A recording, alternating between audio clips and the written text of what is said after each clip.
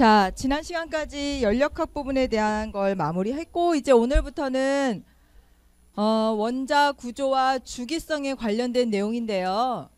우리가 요 줌달 교재로 7장, 8장, 9장이 이렇게 같이 연결되어 있다고 봐야 돼요. 그래서 이제 오늘 처음 시작하는 요 7장 파트에 대한 내용이 계속 누적이 될 거야. 언제까지? 9장 할 때까지.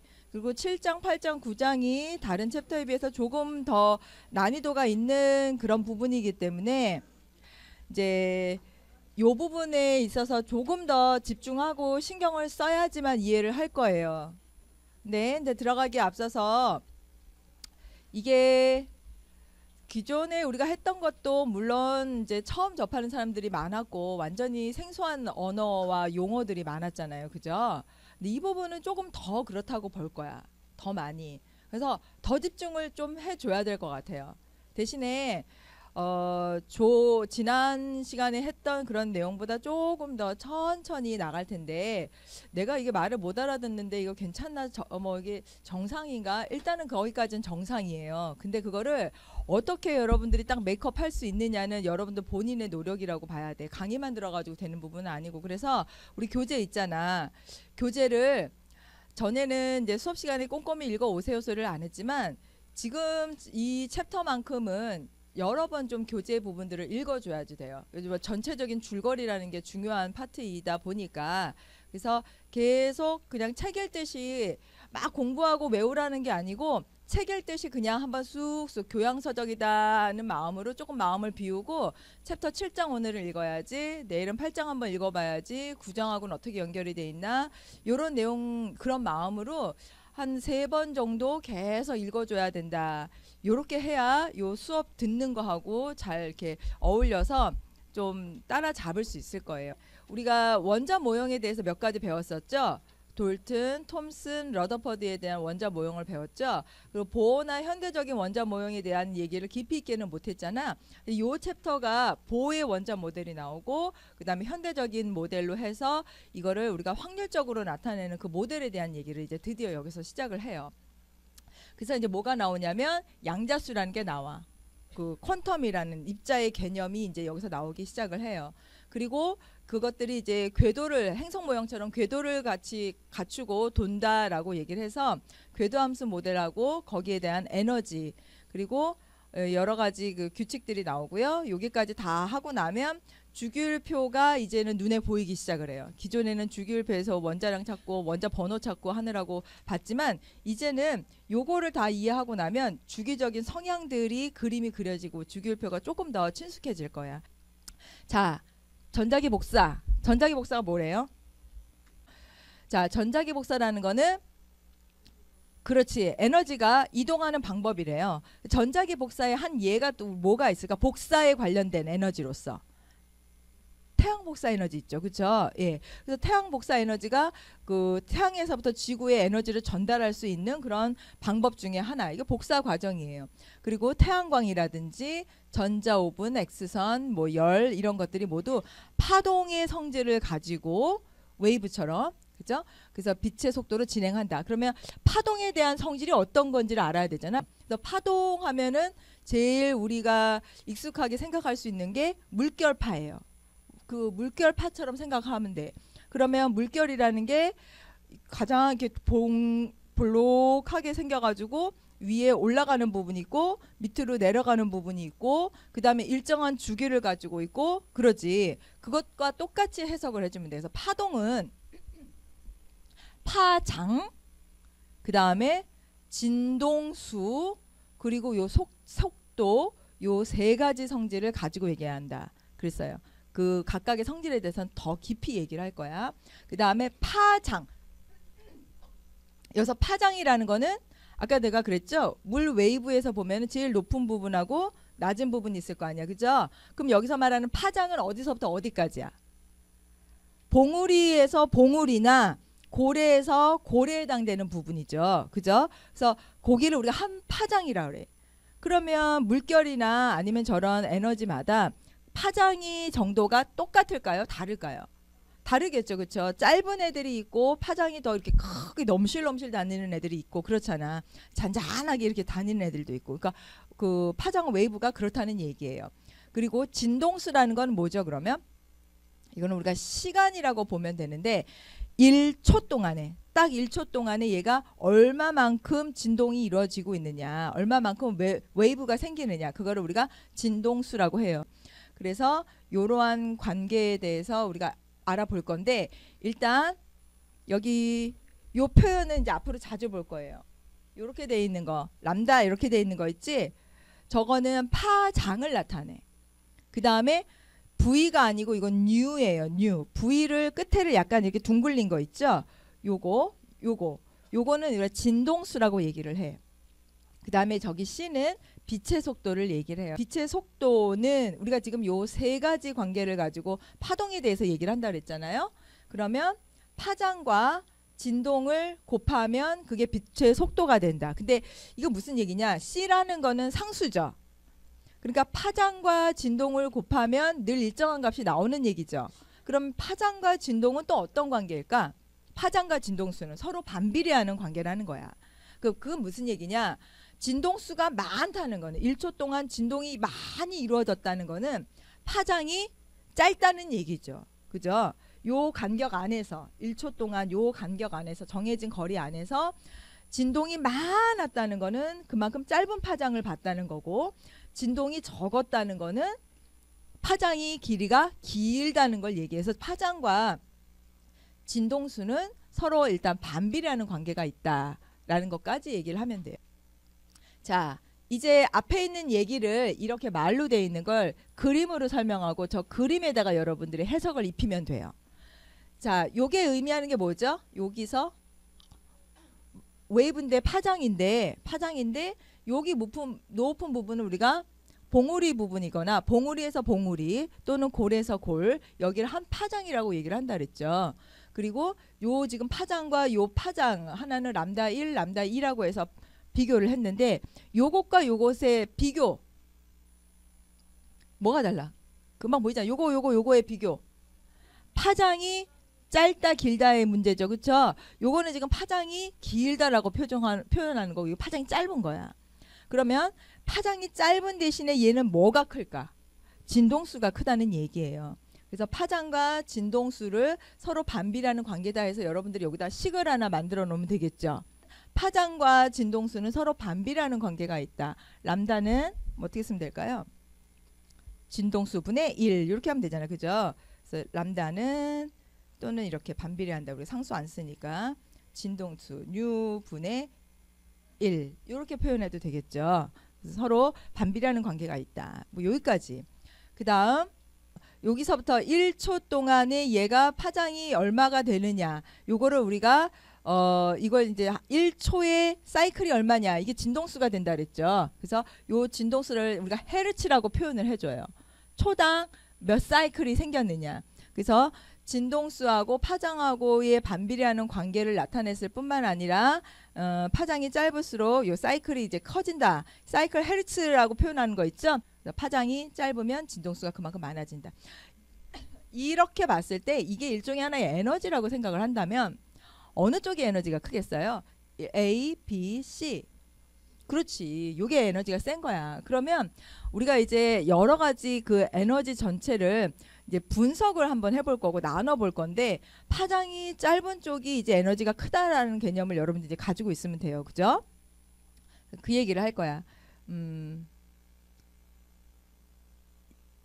요렇게 에너지가 이제 움직이고 있을 때, 네, 파장이 큰 애하고 파장이 짧은 애하고 같은 시간에 움직이는 거리가 이렇게 달라져요. 그러면 요게 지금 에너지가 큰 거고 요게 에너지가 작은 거라고 보면 되는데, 우리가 지금 전체 전자기 복사선을 이렇게 나눠 봤을 때 요쪽 영역은 뭐 라디오파 영역, 적외선 영역, 가시광선 영역이 요것밖에 안 돼요.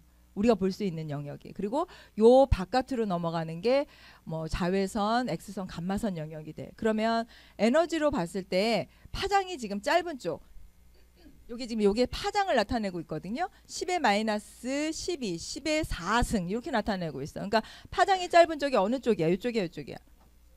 감마선 쪽이 되는 거죠. 저쪽이 파장이 짧아요. 그러면 같은 맥락으로 요게 지금 가시광선이 빨주노초, 파남, 보 이렇게 나눠지고 있는데 빨간색 영역하고 보라색 영역 쪽하고 두 개를 비교했을 때 어느 쪽이 파장이 짧을까? 보라색이 파장이 짧다는 얘기예요. 그래서 보라색 바깥쪽에 있는 영역이 에너지가 더 큰 쪽, 파장이 짧은 쪽, 빨간색 또는 빨간색 바깥쪽 영역, 그래서 적외선이라고 얘기하는 거지, 그 영역은 파장이 긴 쪽이라고 보는 거야. 그러면 우리가 무지개가 나타나는 이유를 이걸로도 설명을 할 수 있어요. 자, 무지개라는 거는 프리즘 대신에 물방울이 프리즘 역할을 하는 거잖아. 그쵸? 그래서 가시광선 영역이 이렇게 물방울에 이렇게 딱 지나갔는데 물방울이 프리즘 역할을 하면서 어떻게 해준 거야? 빨주노초 파남보로 꺾어준 거지. 꺾인 이유가 뭐예요? 파장이 다 각각 다르기 때문에 나타나는 거예요. 그래서 파장에 따라서 빛이 꺾이는 각도가 달라져 가지고 빨주노초 파남보로 이렇게 스펙트럼 분리가 되는 거예요. 그래서 여기 가시광선 영역도 보면 붉은색과 요 보라색 쪽의 영역의 파장이 각각 다르다라는 걸 알 수 있어요. 이거 나중에 계산하라고도 할 거예요. 그럼 간단한 계산이니까 이거 한번 보자. SR이나 그 똑같은 둘 다 SR인데 요 스트론튬 염들은 650 나노미터, 다시 앞으로 갈게요. 650 나노미터면 지금 영역이 여기에서 요 영역이에요. 그리고 여기는 6 곱하기 10의 마이너스 7승이라고 돼 있잖아요. 여긴 7 곱하기 10의 마이너스 7승이라고 돼 있고, 나노미터라는 거는 단위가 얼마냐? 나노 단위야. 10의 마이너스 9승이에요. 10의 마이너스 9승으로 여기다 놓고 대신에 600 얼마라 그랬지? 아까 650 나노미터 정도라 그랬어. 그러니까 요 사이가 된다는 얘기예요. 가시광선 영역이 되는 거죠. 그러니까 스트론튬을 불꽃 반응해 가지고 막 봤을 때 우린 육안에는 뭘로 보여요? 붉은색 계열로 보이는 거야. 그러니까 이제 요 영역 사이에 있다고 보는 거죠. 이것들이 요 근처에 파장을 갖는 빛이기 때문이다. 그래서 메탄올에 녹인 다음에 요 혼합물을 증발 접시에다 넣고 불을 붙이면 간단하게 실험할 수 있다. 이거 초등학교 실험에도 나와. 이렇게 메탄올에다가 저 스트론튬을 용해시켜 가지고 스트론튬 같이 그냥 메탄올 자체를 불을 붙이는 거예요. 그러면 메탄올 막 같이 연소되고 나가면서 타면서 스트론튬의 색깔이 나오게 돼. 그러면 스트론튬이 색깔이 나오는 이유는 메탄올이 타면서 얘가 에너지를 받은 거잖아. 그쵸? 그러니까 스트론튬이 올라가는 거야. 에너지 아까 어떤 상태로? 들떠 있는 상태로. 그렇게 올라가면서 색깔을 막 우리 눈에 보이게 나오는 거예요. 그 영역이 지금 650 나노미터라는 거고. 그럴 때 요때 진동수를 계산해 봐라 했어. 계산 한번 해보세요. 어떻게 계산해야 돼? 우리 아까 파장 배웠죠? 파장 나왔죠? 진동수를 모르니까 N라고 놔야 되겠죠? 파장과 진동수는 곱하면 항상 뭐라 그랬어? C. 그죠? 빛의 속도가 나오잖아. 그러면 우리가 모르는 함수는 하나밖에 없죠. 그럼 계산할 수 있는 거야. 자, 그래서 방금 전에 우리가 한 것처럼 파장과 진동은 서로 반비례하고 얘네 곱은 일정하기 때문에 C에다가는 빛의 속도를 계산해서 2.9979 곱하기 10의 8승 놨고요. 람다는 6.5 곱하기 10의 제곱 나노미터야. 이게 단위가 지금. 그죠? 그 다음에 람다는 이렇게 넣었고요. 그래서 이렇게 계산을 하면 진동수가 4.61 곱하기 10의 14가 된다. 초당 저만큼의 진동을 할 수 있다는 얘기야. 됐어요? 물질의 에너지는 연속적이기 때문에 어떤 양의 에너지라도 흡수 방출될 수 있다고 여겨왔다. 이건 지금 무슨 얘기하는 거죠? 에너지의 연속성. 우리가 그동안에 이렇게 당연하다고 생각했던 에너지의 연속성에 대해서 당대의 과학자들은 저 1900년대 과학사회는 그런 분위기였다 그래. 우리가 모르는 건 아무것도 없다. 우리가 우리는 이제 모든 과학의 어떤 이론이나 진리를 다 밝혀냈다. 막 그런 사고가 팽배해 있었고, 다만 우리한테 이제 필요한 거는 앞으로 조금 더 기술적인 게 발전해서 조금 더 정확하게 측정하는 문제만 남았지 거의 다 알았다. 뉴턴 역학을 중심으로 해서 고전 역학이죠. 그런 사고들이 팽배해 있었을 당시에 저런 문제들이 막 나오기 시작을 해요. 그래서 양자 역학이라는 새로운 이론이 또 필요하게 됐던 거고, 거예요. 자, 그때 플랑크라는 과학자가 물질은 hnu의 정수배, 물질이 에너지를 흡수하는데 그게 이렇게 정말 쭉 연속으로 나오는 게 아니고 흡수하는 양이 있더라는 거예요. 그랬다가 또 점프 이렇게 했다. 계단처럼 쭉 갔다가 또 점프했다가 이런 불연속적인 특정 에너지만 흡수하거나 방출한다는 거를 알아냈어. 근데 본인의 계산에 의해서 알아냈는데 본인이 자신감 있게 그 당시에 발표를 못했다고 그래요. 왜냐? 당시의 모든 과학자들의 사회에서의 그 생각은 연속성이야. 근데 자기가 이걸 해놓고 나서 맞긴 맞는데 계산에 의해서 실험값하고 맞긴 맞는데 이게 왜 나왔지? 잘 맞긴 하는데 의심을 했다는 거죠. 그리고 본인이 나중에 얘기하기를 운 좋게 나온 정말 이제 운 좋게 나온 함수다. 왜냐하면 플랑크 말고도 그 외에 다른 과학자들도 요거 시도를 했었는데 전체적으로 맞아떨어지진 않았다는 거예요. 어떨 때는 에너지가 높을 때 어떨 때는 에너지가 낮을 때 뭐 이렇게 부분적으로만 맞았지 플랑크처럼 저렇게 일반화할 수 있는 식을 만든 과학자는 없었어요. 하지만 저렇게 했음에도 불구하고 본인조차도 의심했다는 그런 사실. 그러니까 저 이론이 나오자마자 막 환영받고 각광받았던 건 아니야. 그냥 숨어 있어서 잠시. 그러다가 아인슈타인이 그 광자론을 나오면서 거기에서 플랑크 상수를 갖다 썼어요. 이 사람이 만든 이 상수를 갖다 쓰는 바람에 더 잘 맞아 떨어지게 됐어요. 이론적으로. 그래서 플랑크라는 이름이 이제 앞에 나온 거예요. 돌튼하고 똑같지 옛날. 그래서 어떤 식으로 플랑크는 해석을 했냐면 델타 E라는 거 에너지 변화량이라는 거는 n 정수배 곱하기 h nu에 해당되는 에너지의 정수배만큼 그래서 1, 2, 3 중간에 1.111 뭐 이런 사이가 없어요. 정수배만큼 가게 되는 거고 나중에 우리가 이거를 주양자수라는 말을 쓸 거야.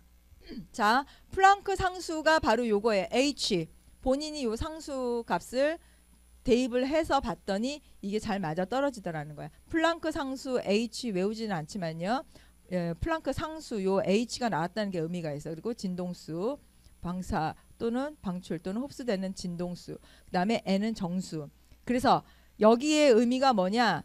양자화. 우리가 양자 그러잖아요. 퀀텀이라고 퀀텀화이즈 돼 있어서 이게 뭐냐면 그냥 덩어리 입자처럼 돼 있다라고 보는 거야. 그러니까 대단한 거지. 양자가 무슨 뜻이지? 아, 얘가 어떤 흐름의 연속이 아니라 어떤 파티클처럼 이게 부분적인 입자의 형태를 가지고 있구나라고 얘기를 하고 그래서 이제 양자라는 표현을 쓴 건데 이 양자가 이거 퀀텀화이즈 돼 있다고 얘기를 하는 것처럼 요런 뜻을 갖고 있어요. 덩어리. 에너지도 그러면 우리가 이게 맨날 흐름으로 파장으로만 그릴 게 아니고 마치 입자처럼 요렇게 동그라미 표현으로 이렇게 할 수도 있겠구나. 그 표현이 모형으로 그렇게도 모형을 할 수 있겠구나. 이런 얘기가 나와요. 그래서 꾸러미, 양자, 퀀텀이라는 표현이 나오게 되는 거예요. 그래서 에너지는 어떻게 전달된다? 양자의 정수배로 전달된다. 에너지도 마치 뭐처럼 입자와 같은 성질을 가지고 있다 보는 거야. 그럼 제일 좋은 방법은 옆에다가 에너지를 표현을 여러분들이 하는 거예요. 가장 기억하기 좋은 거 과학자들도 잘하는 거 이미지화 하는 거 있잖아요. 그래서 에너지가 이런 식으로 연속으로 흘렸는데 그게 아니고 이거 계단처럼 뭐가 있네? 딱 여기에서 여기로만 지금 받아들인다는 거죠. 여기로. 요 사이에는 지금 아무것도 없다는 얘기죠. 그런 식으로 표현을 해주면 되는 거야. 그러면 내용이 정리가 되죠. 자, 그 다음에 여기 이제 그동안 우리가 이런 식으로 생각을 했던 에너지에 대한 개념이 요 에너지 안에 퀀텀들이라는 게 이렇게 존재한다고 보는 거예요. 그리고 요것들의 흐름이라고 보는 거고 요게 각각 뭐 붉은색, 파란색으로 표현을 했지만 저 흐름이 더 많이 나오거나 크거나 또는 작거나 적게 나오거나에 따라서 각각 파장이 길거나 짧거나로 나타낼 수가 있다는 거야. 그죠? 그래서 라이트를 웨이브로도 표현할 수 있고 이제 빛을 그다음에 이런 식으로 포톤처럼 표현할 수도 있다는 얘기예요. 그죠? 두 가지 사용을. 그래서 얘가 전체적인 흐름을 갖는데 자, 요거는 C는 람다 뉴라고 우리가 외웠죠. 그래서 여기 람다라는 건 뭘 의미해요? 복습. 람다는 뭘 의미해요? 파장. 그 다음에 U는 진동수를 의미하는 거죠. 그죠? 그러면 곱하면 저게 상수와 같이 된다. 그리고 플랑크, 요 H가 플랑크 상수야. 플랑크 상수에 의해서 에너지는 그 다음에 H U의 값으로 나타낼 수 있다라고 얘기를 했죠. 계산을 해낼 수가 있다. 요거는 요 식은 방금 전에 우리가 변형을 시켰어요. 그래서 아까 여기가 람다 뉴였는데 여기 뉴 대신에 요렇게 바꿔놓은 거야. 그치? 그래서 람다 분의 C 곱하기 H는 이 에너지로 변환시킬 수가 있다. 됐죠? 오케이? 그리고 자, 똑같은 공식 계속 나와. C는 람다 뉴. 요걸 기본으로 해서 이제 계속 진행을 하는 거야. 이 사람 누구라? 플랑크라는 사람이에요. 플랑크 사람이 뭘 봤대? 플랑크가 관측한 거는 빛이 에미트 됐는데, 그죠? 빛이 나가는데 어떻게 나갔대? 아주 뜨거운 그 물체에서 빛이 나가는 걸 봤대요. 근데 그런 모습을 보고 어떤 결론을 냈어? 에너지는 어떻게? 어떤 특정 에너지만큼 받았을 때 그거에 해당되는 것만큼 에너지를 다시 방출한다는 얘기를 하고 있어요. 빛을 내고 있다는 얘기야. 그쵸? 그래서 아주 스페시픽한 어마운트만큼만 가능해. 그냥 연속적으로 가능한 게 아니고 특정한 양만큼 받았을 경우, 그 의미가 바로 뭐냐면 에너지는 양자화돼 있다라는 결론을 낸 거예요. 그래서 나온 게 뭐야? 플랑크 상수가 나온 거죠. 그쵸? 그래서 플랑크 이론이 이제 그렇게 된다는 거고, 드디어 이제 퀀텀이라는 개념이 이제 생기기 시작했어요. 에너지의 아주 가장 작은 어떤 단위를 우리가 볼 수 있죠. 그러면 이렇게 포토 일렉트릭 이펙트라고 해서 이게 무슨 얘기냐? 빛을 쏘여줬어요. 아주 밝은 빛, 이런 레이저 같은 빛을 쏘여줬을 때 하고, 그 다음에 UV 라이트를 쏘여줬을 때, 여기에서는 이 플레이트에서 전자가 방출되는 게 아무것도 없죠. 근데 여기에서는 전자가 이렇게 막 방출이 된 게 있었어. 여러 개 방출이 됐어. 자, 그러면 이거를 에너지의 연속적인 개념을 가지고 요게 설명이 안 된다는 얘기야. 왜 안 될까? 그럼 무슨 뜻일까? 얘가 어느 정도 에너지를 받아들이고 난 다음에 그 이후에 에너지를 방출할 수 있다는 얘기죠. 그 전에는 얘가 방출할 만큼의 충분한 에너지가 안 될 경우에는 전자가 나가지가 않는다는 얘기야. 그죠? 포토 일렉트릭 이펙트가 뭐냐? 빛이 있는데 여기가 이제 금속판이에요. 금속판 안에는 핵도 있고 이제 전자도 있겠지. 그쵸? 핵도 있고 전자도 있는 그런 똑같은 통제 변인의 금속판에다가 각각의 빛을 쪼여줬어요. 그랬더니 자, A에서는 어떤 현상이 나타났느냐? 지금 여기서 보면 현상을 하나씩 보자. 봐봐 이제. 처음에 A예요. A에 해당되는 얘기야. 했더니 아무것도 안 나왔어. 전자가. 요 상황에서. 그죠? 에너지를 줬는데도 지금 전자가 방출하지 않았어요. 두 번째는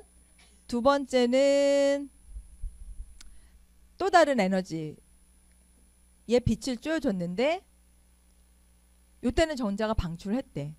그죠? 그러니까 아까하고는 지금 다른 상황이에요. 아까는 방출하지 않았고 지금은 전자가 방출한 상황이야. 그러면 그 전자가 방출할 수 있는 상황을 세기를 2배로 줬을 경우에 이때는 어떻게 될까? 보면 2배의 세기를 줬으니까 전자가 2개가 나가겠죠. 그쵸? 아까하고 비례해서 세기가 증가하면 전자가 2배, 아까 처음에 하나 났을 때보다 2배가 됐을 때 2배로 증가하게 된다는 얘기야. 여기서 요게 무슨 얘기냐면 스홀드라고 돼 있는 거는 문턱 진동수예요. 요 말은 문턱 진동수라는 말이야.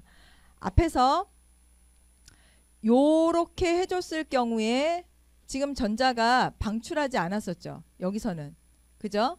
그러면 우리가 여기 요 상황에서 딱 전자가 방출하지 않고 그대로 머물렀었지. 그건 무슨 얘기냐면 전자가 방출하는 데 있어서 특정한 진동수 이상이 돼야 돼. 그걸 우리가 문턱 진동수라고 얘기를 해요. 또 하나의 용어가 나왔죠. 새로운 용어. 문턱 진동수 이하에서는 몇 시간을 주건 어떤 에너지를 주건 간에 이거는 상관없어. 전자가 방출되지 않아. 근데 지금 얘는 문턱 진동수를 지나간 다음에요. 이때는 전자가 방출되기 시작을 해요. 그리고 요 세 번째 표현은 뭐냐면 문턱 진동수를 지나간 이후에 세기예요. 세기가 증가한 거야. 2배로 세기가 증가한 거죠. 그때는 방출되는 전자의 개수가 아까의 세기의 2배가 됐으니까 얘도 전자가 2배가 방출된다라고 보는 거야. 이번에는 진동수만 증가를 시켰어요. 자, 그 얘기는 뭐냐면 문턱 진동수는 지나갔어요. 그러니까 전자가 나오겠어 안 나오겠어? 얘는 지금 보나 마나 전자가 나와야지. 근데 나오는데 아까하고 뭐가 다르고 뭐가 같을까? 진동수가 커졌어요. 문턱 진동수, 그러니까 기준은 넘어버렸어. 기준만 넘어버렸을 때 그 이후에 진동수가 커지면 뭐 어떤 현상이 달라질까? 전자가 더 많이 방출될까? 아니면 전자가 더 빨리 방출될까? 전자의 에너지의 문제일까? 자, 여기서 봤을 때 진동수가 달라진 거죠. 그러면 전자 방출 개수는 같아요. 다만 전자가 더 여기 패스터라고 돼 있잖아. 더 빨리 방출되는 것 뿐이지 그 개수는 같다는 얘기야. 즉 문턱 진동수라는 거 이상만 되면 전자가 방출되는 수의 변화는 없다고 보는 거예요. 자, 앞 시간에 했던 내용이 이게 이제 정리가 된 건데 광전 효과라고 나와 있죠.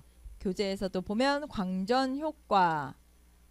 그래서 광전 효과 어떻게 실험했느냐, 아인슈타인이 금속 표면에다가 아까 우리 본 것처럼 빛을 쪼여줬을 때 각 금속마다 전자가 방출되는 그 진동수가 달랐다는 거예요.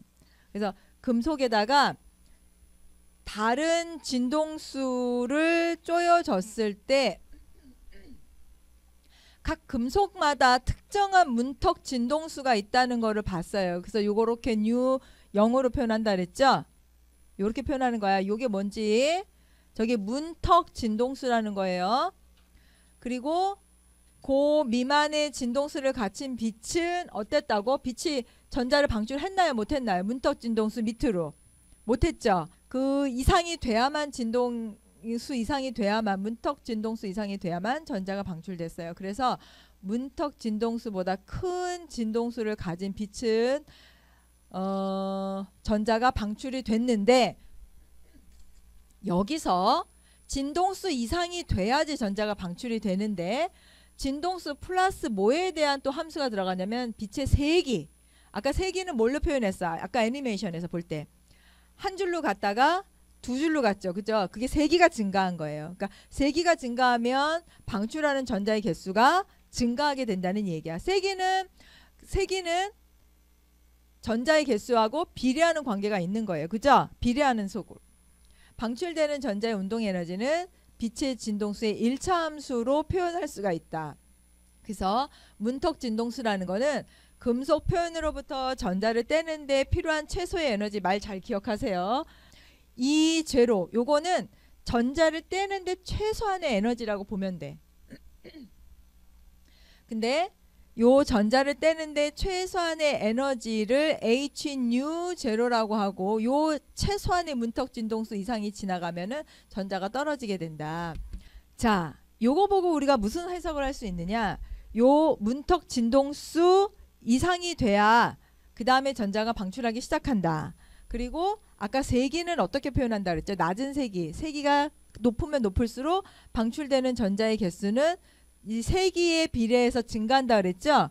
요 그래프는 요렇게도 진동수하고 같이 그릴 수도 있지만 세기 그래프만 따로 뽑아서 그리면 어떻게 되냐면 자, 그래프로 본다면 금속에 에너지를 주입을 해 줬을 때 전자가 방출하는데 요거는 지금 어떤 상황이에요? 문턱 진동수 이하죠. 전자가 방출 못하는 상황이죠. 그런데 얘는 지금 문턱 진동수 이상에서 전자가 방출하는 거예요. 그러면 여기 요 이렇게 돼 있는 거 요게 무슨 얘기냐면 요거는 워크 펑션이라고 얘기를 해. 뭐 일함수라고 하긴 좀 그렇고 워크 펑션이에요. 요 워크 펑션 요거가 요게 의미하는 게 아까 우리가 앞에서 읽었던 내용하고 연계를 한번 해보자. 에너지를 줬어요.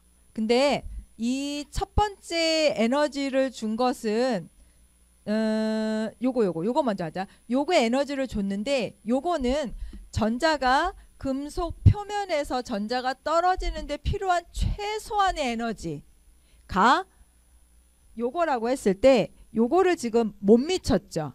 그러면 이건 전자가 방출 안 되는 상황이죠. 그리고 요 옆에 있는 거는 지금 전자가 방출해야 되는 최소한의 에너지가 요 워크 펑션에 해당되는 요 부분인데 이것보다 에너지를 더 많이 줬어요. 그럼 이때는 전자가 방출해. 그리고 나머지는 뭐가 될까에 대한 문제야. 그러면 여기 K2라고 돼 있는 게 뭘까? 키네틱 에너지죠. 키네틱 에너지를 일단은 많이 줘봤어. 세게 주는 거야. 얼마인지 모르니까. 그리고 세게 주면 그 에너지 중에서 전자가 방출하는데 필요한 요 에너지만큼은 흡수하겠지. 그죠? 내가 에너지를 세게 많이 줬으면 그 해당되는 에너지만큼만 흡수하고 그 나머지는 뭐가 되겠어? 키네틱 에너지로 방출돼서 나가는 거야. 그러면 여기 이 I라고 되어 있는 부분 요 내가 준 에너지예요. 준 에너지가 이 I에 해당되는 부분이고 그거에 필요한 에너지 즉 전자가 방출하는데 금속에서 이탈해서 나가는데 필요한 에너지는 요것만큼이야. 그러면 요 차이가 생길 거 아니에요. 요 차이가 바로 뭘로 나와? 키네틱 에너지로 나온다는 얘기예요. 그러니까 에너지를 한번 줘보고 얘가 각각 금속이 얼마만큼의 워크 펑션을 가지고 있는지를 우리가 볼 수 있는 거잖아. 그래서 그 최소한의 에너지를 여기서는 요렇게 표현을 한 거고요. 그다음에 아까 그 책 내용에서는 E 제로는 H 뉴 제로라고 표현을 한 부분이 되는 거예요. 자, 그런데 요 그래프에서 봤을 때 얘는 전자가 방출되지만 얘는 전자가 방출하지 않죠. 요건 어떨 것 같아요? 요거는 요런 애들을 3배를 준 거야. 세기가 3배 됐다고 보면 되는 거지. 이때는 전자가 방출할까 방출하지 않을까. 이 각각의 금속의 전자를 떼어낼 최소한의 워크 펑션에 도달하지 못해요. 그러니까 이런 경우는 그래프로 그려서 마치 될 것 같고 넘어갈 것 같지만 절대로 전자가 방출되지 않는다는 얘기야. 이 상황에서는. 그 차이를 좀 이해를 해야 돼요. 자, 여기서 보면 낮은 진동수와 높은 진동수 두 가지를 가지고 금속 표면에다 쏘여 봤을 때 낮은 진동수는 지금 뭐예요? 전자가 방출되지 않았다는 걸로 봐서 이제 뭐라고 해석해야 될까? 문턱 진동수를 지나지 못했어요. 네, 얘는요. 문턱 진동수를 지나갔어요. 그래서 만약에 세기가 2배가 되면 그만큼 방출하는 전자의 개수도 증가하게 된다. 이렇게 보는 거죠. 예전에는 오직 파동성만 인정을 했는데 지금은 이제 파동성뿐만 아니라 입자적인 성질도 갖고 있다는 빛의 이중성에 대해서 우리가 인정을 하기 시작을 한 거예요. 이런 파장뿐만 아니라 입자적인 흐름에 대해서도 인정을 한 거야. 근데 아까 내가 얘기했었지. 우리는 지금 물질 입자의 세계 그래서 이렇게 다 덩어리로 돼 있는 거 다 육안으로 볼 수 있어요. 그죠? 그런데 에너지는 흐름이라고 얘기를 했었어. 근데 에너지조차도 작은 입자의 한 부분이고 걔도 질량을 갖고 있다고 얘기를 했었으면은 거꾸로 얘기했을 때 지금 이런 입자적인 얘네들도 어떤 파장을 가지고 있고 진동을 우리가 측정할 수 있지 않을까라고 생각을 한 게 드브로일의 생각이에요. 그래서 드브로일이 질량을 가지고 있는 어떤 입자들 역시도 파장을 갖고 있어야 된다라고 생각을 한 거야. 그리고 그 식을 여기다 이렇게 변형을 시킨 거죠. 그래서 람다는 mv 분의 h에다 대입을 하면 요거는 속도가 v인 입자에 대한 식 해서 이게 무슨 얘기냐? 전자가 흐름을 가지고 있었을 때 나타내는 파장이나 내가 야구공을 던졌을 때 농구공을 던졌을 때 나타나는 파장이 분명히 나타나야 된다는 얘기예요. 그걸 진짜로 계산을 했고 이제 실험을 했어. 결론적으로 얘기를 하면 이게 이제 드브로이를 실험한 건데요. 이게 지금 위상에서 보강 간섭이 일어나고 이렇게 상쇄 간섭이 일어난다는 거는, 이렇게 회절 무늬가 있다는 거는 이건 무슨 의미죠? 파장성을 나타내는 건가? 입자성을 나타내는 건가? 요거는 파장의 성질을 갖고 있을 때지. 그치? 그래서 같은 위상에 있을 때는 소리가 막 더 커지고 하듯이, 근데 소리를 서로 상쇄시킬 수 있는 서로 반대되는 위상을 나타내게 되면 소리가 상쇄되듯이, 이거는 이제 파장성을 가지고 있다는 실험을 한 거예요. 일단은. 근데 드브로이는 파장성뿐만 아니라 입자성까지도 감안을 하면서 요런 드브로이실이 나왔어. 그리고 요 식에다가, 여기는 지금 문제가 없는데 요 식에다가 전자에 대한 파장을 계산해보고, 그 다음에 야구공, 질량이 있는 야구공에 대한 파장도 계산을 해봤더니 나타나긴 나타나. 근데 그 값이 너무 미비해서 의미는 없어요. 가능하긴 하나 의미는 없다. 그럼 결론적으로 뭐냐? 요 식은 결국은 아주 작은 입자, 원자나 그 원자 세계에서, 미시적인 세계에서는 의미가 있으나, 그러나 우리가 실제로 보고 있는 이 세계에서는 이론적으로는 가능하지만 실제 값으로서의 의미는 없다라고 보는 거예요. 그래서 이런 것들이 잘 현상으로 맞아 떨어지는 거는 아주 육안으로 잘 보기 어려운 그 미시적인 세계에서는 가능하다라는 얘기가 나와. 대화형 예제 7-3번에 그 지금 얘기가 나와요. 전자의 질량 알려줬죠. 그 다음에 속도 알려줬고요. 그 다음에 요거는 뭐냐면, 요 공은 날아가는 공이라 그랬지. 요게 지금 0.1kg이에요. 요게 야구공 무게 정도 돼요.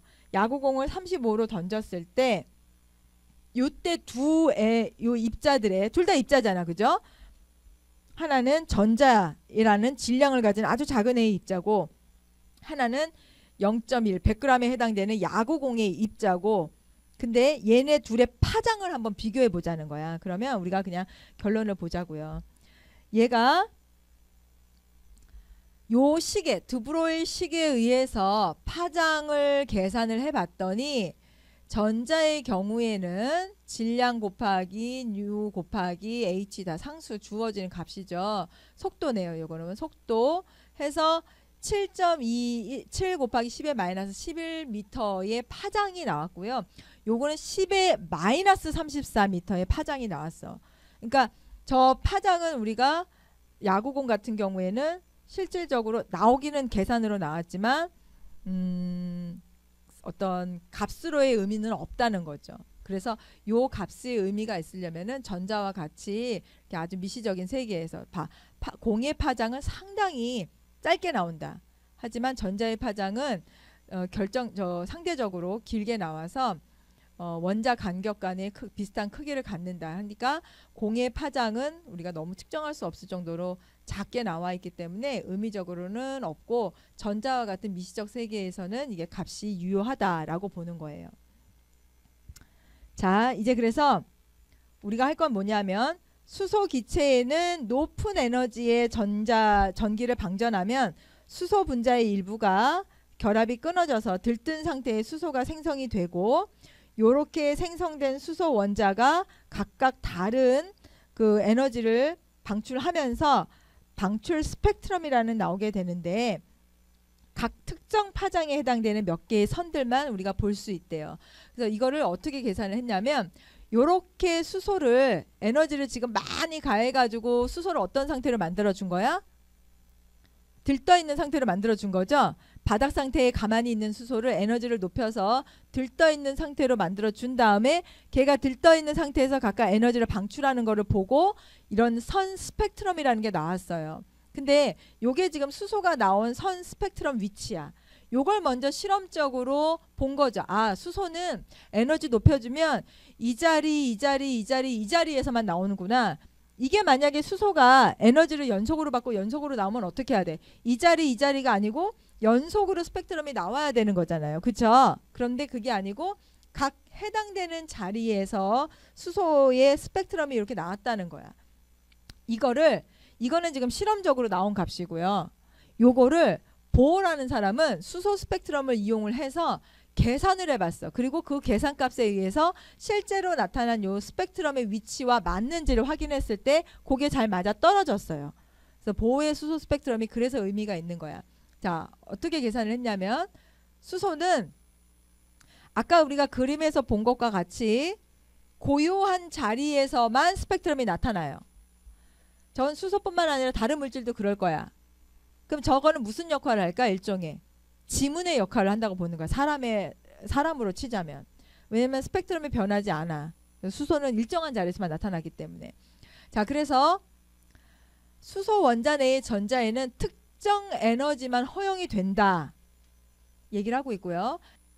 수소 원자 내의 전자의 에너지도 양자화되어 있다. 그리고 특정 파장의 빛만을 방출한다 해서 요게 지금 에너지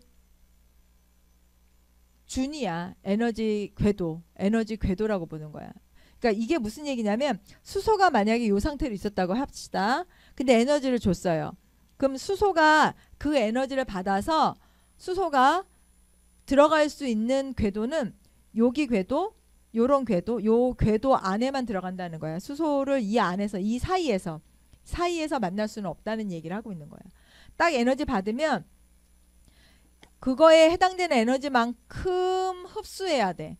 그럼 여기로 흡수해서 올라갔으니까 이건 무슨 상태가 됐을까? 들떠있는 상태가 됐죠. 그럼 들떠있는 애들은 어떠고 싶어해? 다시 바닥 상태로 내려오고 싶어 하겠지. 내려온단 말이야. 그때는 어떻게 내려오라 그랬어?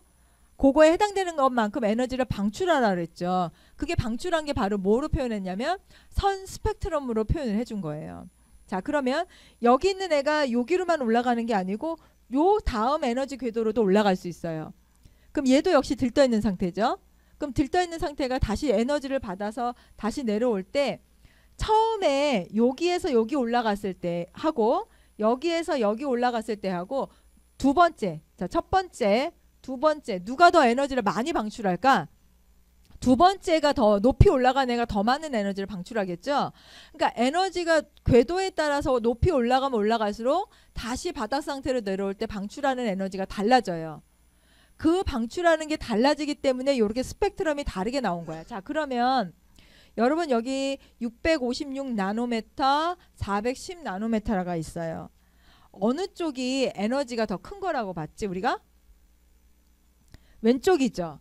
그러면 얘는 바닥 상태에 있다가 이 왼쪽하고 오른쪽하고 비교했을 때 더 높은 쪽에서 에너지가 내려오는 거는 누굴까요? 왼쪽이 되는 거지. 그쵸? 이쪽이 더 높은 상태로 올라갔다가 에너지가 방출하는 거야. 덜 높은 상태로 올라갔다 에너지가 방출하는 쪽은 이 오른쪽으로 갈수록이에요.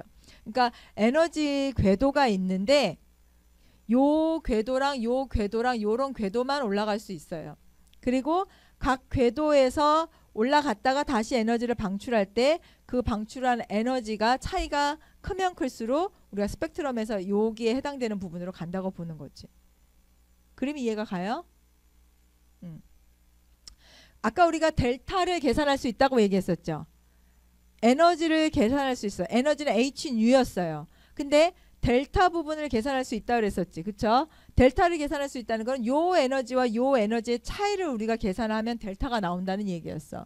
그쵸? 그래서 델타 3이라고 하는 거는 요 파란색 부분인데 여기 세 번째에서 요 바닥 상태까지 떨어졌을 때 에너지 차이가 되는 거고 델타 2라고 하는 거는 요 초록색 부분 두 번째에서 여기 떨어졌을 때 델타 1이라는 거는 첫 번째에서 에너지가 떨어졌을 때 각각 해당되는 그 정도를 나타내는 것이다. 그래서 각 에너지 궤도별로 가지고 있는 파장이 각각 달랐었죠. 또는 진동수가 달라지거나 파장하고 진동수 반비례해서 그리면 되니까. 그리고 H하고 C는 상수처럼 나타냈어요. 그래서 플랑크 식을 적용을 하면 델타 E는 H 뉴였는데 아까 뉴에다가 람다분의 C를 집어넣어서 람다분의 HC를 쓰든지 H 뉴를 쓰든지 해서 에너지의 변화량을 이렇게 계산할 수가 있다는 거야. 계단을 그래. 얘 지금 뭐 전자가 올라가고 있어. 이렇게 올라가면 이거는 뭐한 상황이야? 들떠 있는 상황이에요. 얘는 바닥 상황이 있고 얘도 바닥 상황은 아닌 것 같아. 이렇게 가야지, 그치? 들떠 있고 들떠 있고 그런 애들이 들떠 있으면 어떻게 하겠어? 다시 이제 내려오려고 할 거 아니에요. 그러니까 이 들떠 있는 애가 만약에 여기까지 올라갔다가 다시 내려오게 되면은 가장 많은 에너지를 방출하게 될 거라고요. 그죠? 자, 색깔, 에너지가 방출함에 따라서 각각 우리가 가시광선 영역에서 보는 색깔이 달라지는데, 예를 들면 요 바닥 상태에 있던 애가 요만큼 올라갔어. 또는 여기 바닥 상태에 있던 애가 저만큼 올라갔어. 그랬다가 얘가 다시 바닥 상태로 내려올 때 각각 해당되는 에너지가 달라진다 그랬죠. 그 에너지가 달라진다는 거는 그게 뭐가 달라질까? 파장이 달라질 거야. 하나는 이쪽은 파장이 길어요, 짧아요? 상대적으로 보세요. 이쪽은 파장이 짧아지는 영역이야. 그러니까 파장이 짧아지는 영역이기 때문에 가시광선 영역으로만 우리가 비교를 해봤을 때 붉은색 쪽 영역일까요? 아니면 저쪽 보라색 쪽 영역이 될까요? 요거는 파장이 긴 영역에 해당이 되니까 붉은색 영역이 된다. 이런 식으로 이게 에너지 궤도에 따라서, 에너지 다이어그램에 따라서, 그리고 에너지가 얼마만큼 들떠 있느냐 또는 방출했느냐에 따라서 각각 방출하는 에너지가 달라지기 때문에 아까 우리가 파장이 달라진다, 스펙트럼이 그래서 나타난다라는 얘기를 한 거예요. 근데 그게 금속마다 또 원소마다 다 틀려. 그래서 저게 무슨 역할을 해준다 그랬어? 지문 역할을 하는 거야, 사람으로 치면은. 여기는 지금 4단계가 있어요. 지금 하나 보면 숨은 그림 찾기 단계가 이하고 이하고는 좀 비슷해 보이긴 하지만 사실은 첫 번째 단계가 가장 간격이 크고요. 위로 올라갈수록 간격이 좁아져요. 점점 위로 갈수록 거의 똑같아질 정도로 좁아져. 그러면 첫 번째에서 두 번째 단계로 들뜰 때가 가장 어렵고, 그 다음에 두 번째 있던 애가 세 번째로 들뜨는 거는 좀 아까보다 쉽고 이렇게 돼. 그러면 얘는 지금 이렇게 그리는 거는 이거 지금 방출하고 있는 걸 그리는 거예요. 이걸 어떻게 얘기할까? A, B, C, D. 가장 파장이 짧은 애는 누굴까요? 여기서부터 A, B, C, D. 가장 파장이 짧은 애는 C가 되겠죠. 이거 세 번째가 되는 거죠. 그죠? 얘가 가장 파장이 짧을 거예요. 그리고 그 다음으로 파장이 얘하고는 계산을 해봐야 돼. 이게 볼 땐 얘가 더 길어 보이기는 하지만 이 바닥 상태, 두 번째에서 바닥 상태로 갈 때 에너지가 얼마인지. 그래서 각 에너지 레벨에 따른 그 에너지 값들을 우리가 계산을 해서 얼마만큼의 에너지를 방출하는지를 보는 거예요. 그러니까 여기가 내가 지금 계속 강조하는 이유, 가장 에너지를 많이 방출한다고 하는 이유가 뭐냐면 여기는 자외선 영역이야. 저기 어디 올라갔다가 아무튼 1단계까지 내려가면 에너지가 가장 많이 방출되는 자외선 영역이 돼요. 근데 여기까지 떨어지잖아요. 그러면 여기가 가시광선 영역이 돼요. 그러니까 뭐 함부로 우리가 크기만 보고 여기가 크다 여기가 크다라는 얘기를 못하는 거지. 그죠? 그리고 아까 n은 왜 안 나갔냐 그 얘기를 했잖아. 그럼 n을 이제 여기서부터 넣을 수가 있어요. 어떻게 넣느냐? 첫 번째 자리가 n이 1일 때예요. n이 1일 때. n이 1이라는 게 무슨 의미였지? 핵에서부터 전자를 채워주는데 가장 가까운 애야. 첫 번째 껍질이야.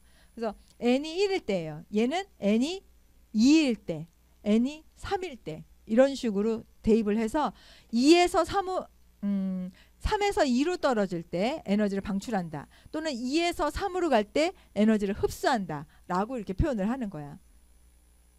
요게 지금 리튬 원자를 가지고 이렇게 실험을 한 건데, 리튬 원자가 이렇게 들떠 있는 에너지 상태에서 바닥 상태로 내려가게 되면 뭔가 이렇게 방출을 하잖아요. 그죠? 그러면 우리 눈빛에는 뭐라고 보냐면 얘 리튬이네. 어떻게 알아서? 색깔 빨간 거 내고 알았지. 그러니까 불꽃 반응을 한다든지 스펙트럼 분석을 했을 때 특정 자리에 나타난다든지 하는 게 얘가 이렇게 들떠 있는 상태에서 바닥 상태로 내려갈 때 이렇게 티를 내는 거예요. 그럼 그걸 보고 우리가 이거 리튬이구나 라고 알아내는 거죠. 그럼 이건 리튬이니까 이 자리고 뭐 소듐이라든지 포타슘 같은 애들은 각각 다른 에너지 레벨을 갖고 있다는 거야. 그러니까 어떤 애는 노란색을 내고 어떤 애는 보라색을 내고 달라진다는 거죠. 그죠? 자, 그 다음에 이러한 그 에너지를 받은 포톤들은 이 상태로 있어주고 싶지 않기 때문에 안정한 상태인 바닥 상태로 가려고 해요. 그래서 바닥 상태로 가는 데 있어서 거기에 해당되는 것만큼 방출을 하는 거야, 에너지를. 그 방출하는 에너지를 우리가 뭘로 보느냐? 색깔로 보거나 열로 보거나 한다는 거죠. 그래서 이제 스펙트럼 분석이 가능해지는 거죠. 그죠? 자, 그러면 얘가 지금 이제 n이 나오기 시작을 해요. 주양자수 1, 2, 3. 그러면 n이 1일 때까지 에너지가 떨어지고 있는 요 과정들, 얘는 n이 2일 때 떨어지고 있는 과정이죠. 그래서 지금 에너지가 높은 데서 낮은 데로 떨어지려고 하고 있어요. 그러면 요거에 해당되는 것만큼 뭘로 표현된다는 거야? 지금 진동수로 표현된다는 거야. 그죠? 그래서 진동수가 여기는 얘하고 둘이 비교를 해봤을 때 어떨까? 둘이 비교했을 때 어느 쪽이 진동이 더 클까? C가 더 진동수가 크겠죠. 그쵸? 그리고 여기 A는 지금 가시광선 영역에 해당되는 부분이고 여기까지 떨어지게 되면은 자외선 영역까지 해당되는 부분이에요. 그래서 여기서 여기까지 에너지가 떨어지는 부분이 요렇게 표현할 수가 있는 거고 요게 B에서 해당되는 부분이고 요게 C에서 해당되는 부분인데 요 C의 에너지는 요 둘의 에너지의 뭐 플러스 값과 같다라고 보는 거예요. 그래서 에너지 레벨을 나타내는 거야. 그치? 자, 이제 보호의 모형으로 한번 가볼게요.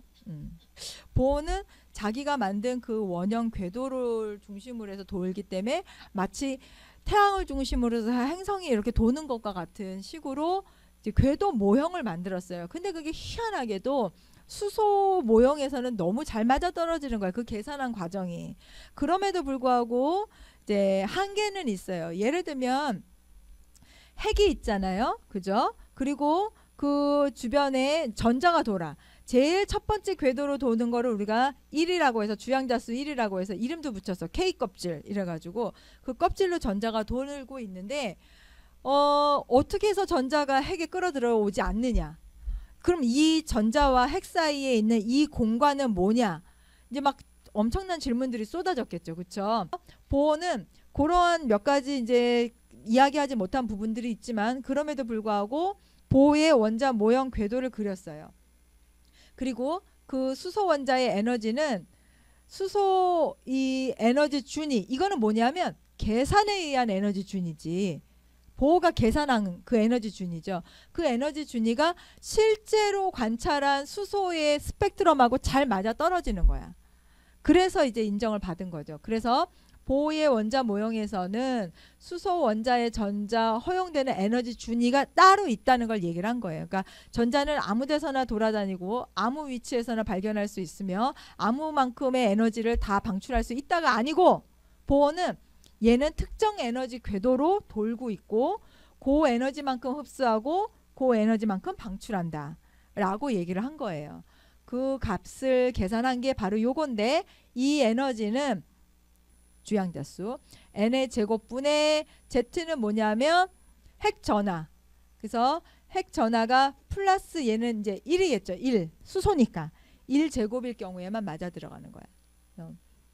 그래서 핵전하의 제곱을 정수의 제곱으로 나눠준 것이다. 여기 n이라는 건 1, 2, 3, 4를 집어넣으면 돼요. 그게 이제 궤도의 첫 번째, 두 번째, 세 번째 궤도를 얘기하는 거야. 보호는 이것이 실험값하고 거의 정확하게 일치할 수 있는 그런 에너지 준위 값을 계산을 했고 핵에 가장 가까이 있는 전자는 1번 그 다음은 2번이라는 n값을 넣었고 그 다음에 거기에서 무한대 거리에 있는 전자보다 낮은 에너지 상태 뭐 이거를 이렇게 표현했다. 이거 무슨 얘기냐면 에너지 레벨이 여기가 1이면 2, 3, 4에서 이렇게 위로 올라가면 거의 무한대가 되죠. 그죠? 무한대가 됐다는 거는 내가 핵에서의 인력을 안 받는다는 얘기야. 그럼 전자가 떨어져 나갔다는 뜻이죠. 핵의 인력이 더 이상 없는 미치지 않는 부분이야.